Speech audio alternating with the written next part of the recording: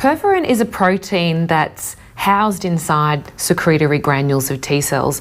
So when T cells deliver their cytotoxic payload to the target, what they're doing is releasing perforin into the synaptic cleft, into the little space in between the target cells in the synapse, along with granzymes. Granzymes are granule enzymes which enter the target cell and induce apoptosis.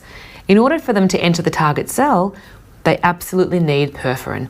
Perforin perforates or punches holes in the target cell membrane. So it does this by oligomerizing and forming a pore in the presence of calcium and inserting into the target cell membrane, so essentially punching holes in it. Then the granzymes can go through the plasma membrane, gain access to their apoptotic substrates and induce cell death. So without perforin, this whole killing process can't occur, and there are patients that are deficient in perforin, and obviously, you would have heard about the boy in the bubble, as obviously severely immunocompromised as a result.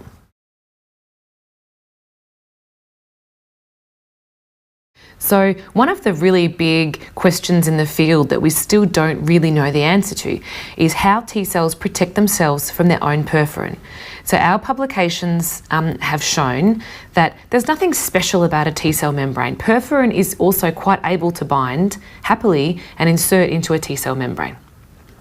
However, there's something about the degranulation process itself which is protecting perforin from coming back and binding onto the target cell, the T cell membrane rather, and inducing cell death.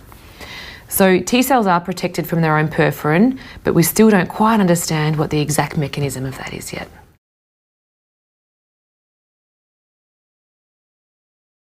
Perforin requires a neutral pH to function. So when perforin is stored away in the acidic environment of a secretory granule inside a T cell, it can't do its job. So once it's released out into the synaptic cleft, where there's presumably a more neutral pH, although that hasn't been formally demonstrated, it's then able to oligomerize and form a pore and insert into the target cell membrane.